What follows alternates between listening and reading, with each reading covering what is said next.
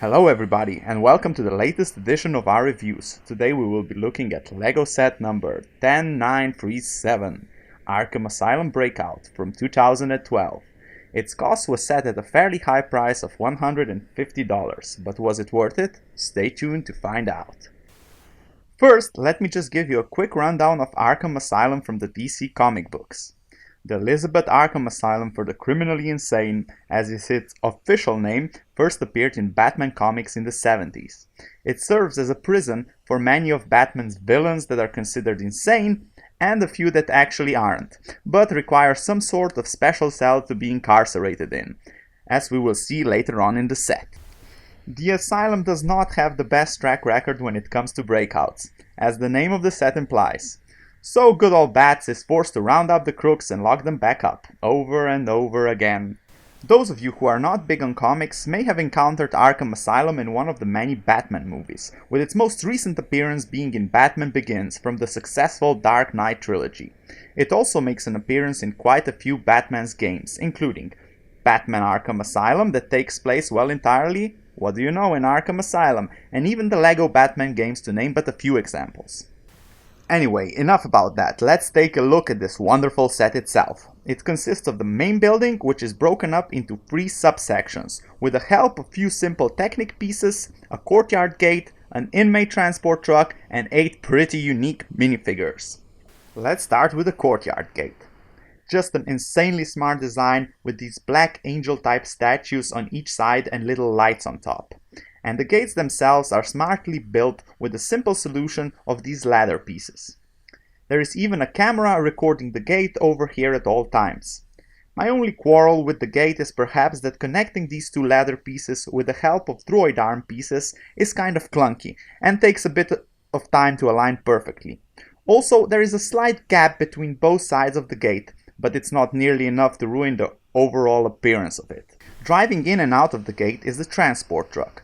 All in all, the truck is nothing special, just your regular LEGO truck, although it is a bit bulkier. But the really cool feature is the restraint stretcher that just about fits in the back, and you can fit a minifigure onto it, lock it in place, and it's ready for transport.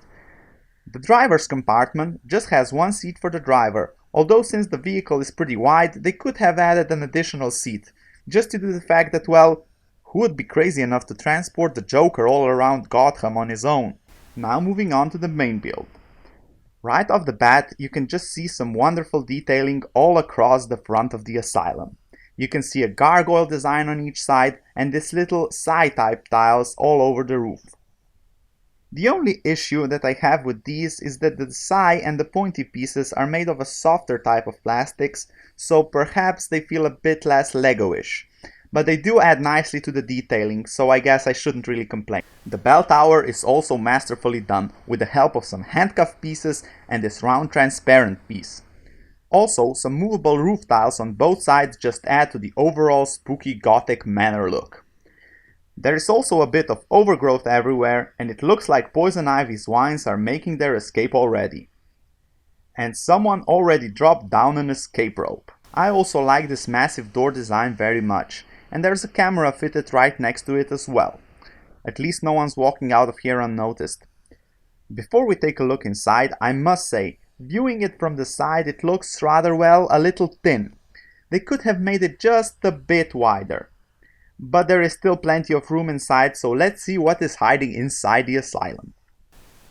Walking in through the front door, we have this cute red telephone and the security desk with a bunch of cameras. To the left are the quote-unquote standard holding cells, although nothing is standard when it comes to Arkham.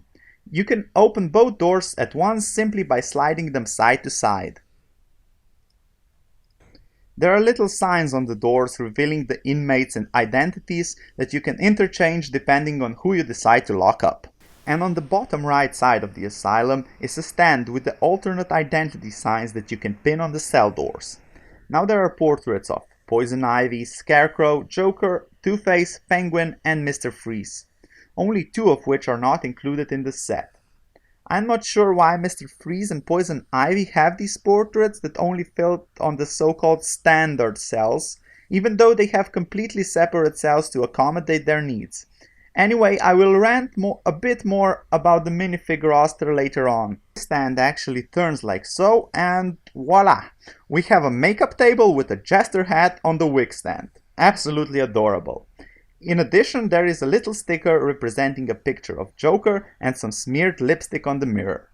I guess this is where Dr. Quinzel spends her lunch breaks daydreaming about Mr. J. Over on the top floor is Dr. Quinzel's office, with a nice little desk with a newspaper issue on top, and right next to it, her laboratory, which has some excellent detailing once again, especially with the patient chair and her little lab. It even simulates an open drawer right under the lab table. Moving on, we have a cell for Poison Ivy. She needs a specially sealed cell, since her power to actually control plants would cause quite a few difficulties putting her in the standard cell. Over on the very top of the building is just a rooftop to put minifigures on, and right next to it is Mr. Freeze's cell. As you can see from the stickers here, the temperatures are kept well below zero in order for Mr. Freeze to survive inside the cell. And that's about it for the main building. Now let's see the minifigures. Okay, let me just get this off my chest first. I'm not sure why they included the Penguin minifigure and not the Mr. Freeze one, since the Penguin is one of the few Batman villains that actually isn't insane and doesn't require any special kind of cell. You could argue that he is just here to break the others out, but why is there a cell sign with his picture on it then? I know, this is Lego and they don't need to follow the comic book stories to the letter.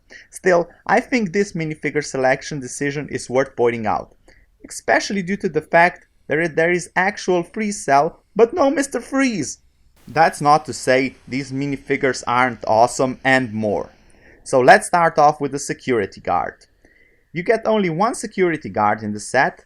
No wonder they are having breakouts all the time, right? Next up is the Black Batman. Not the grey print one. That is mostly being released these days, but it's the cool black version that you can see in the Lego movie. He also comes with a set of cool black wings and an alternate face. His trusty sidekick Robin is the next minifigure. Now I'm not sure which version of Robin this is, but my guess would be Tim Drake. Simply due to the facts that Damian Wayne, the most recent Robin, was just released in a set with a pair of those short-like legs. Jason Todd is busy being the Red Hood in another recently released set, and well, Dick Grayson is Nightwing. So much for my deductive reasoning. The figure itself wields a bow stick, has a black cowl over its head and a short cape, making it pretty unique. Of course, if you flip his head around, you get an alternate facial expression. That's about it for Team Good Guys. Well, kind of.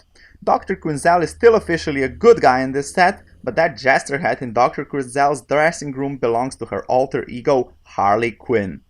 She also has an alternate Harley Quinn look, and then just place the head on her and the villain is born. Breakouts aren't the only issue in Arkham, since Dr. Quinzel is not the only doctor that has gone loco while working at the asylum. The Scarecrow was once an employee at the asylum himself. His print is one of my favorites, and the wizard hat is used to complete the Scarecrow look. Poison Ivy also has an amazing print both on the torso and a little flower detail in her hair. The hairpiece is really nicely done as a whole, and if we pop it off and spin her head, we get another alternate expression. The Penguin minifigure captures the penguin spirit real nicely. Tux print on the torso and the monocle on the head. The top hat he is wearing is preventing him from having an alternate face.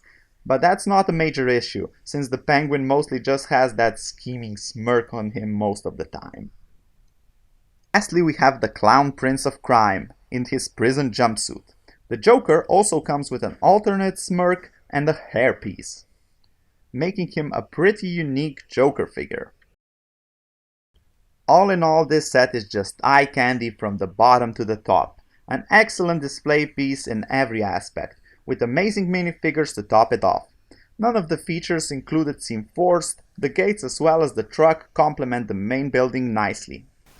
There is a lot of stuff you can do and move around in the asylum, all sorts of doors opening, etc, etc. However, I must say none of them really feel like real play features, which doesn't bother me too much, but it reinforces the notion that this is really more of a display piece than a set with high play value.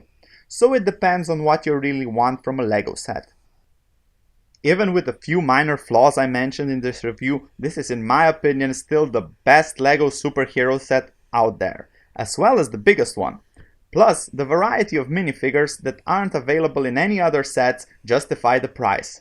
That's it for today. I hope you enjoyed my tour of Gotham's famous Looney Bin. If you did, be sure to hit the subscribe button and share this video. Until next time, I'm signing off.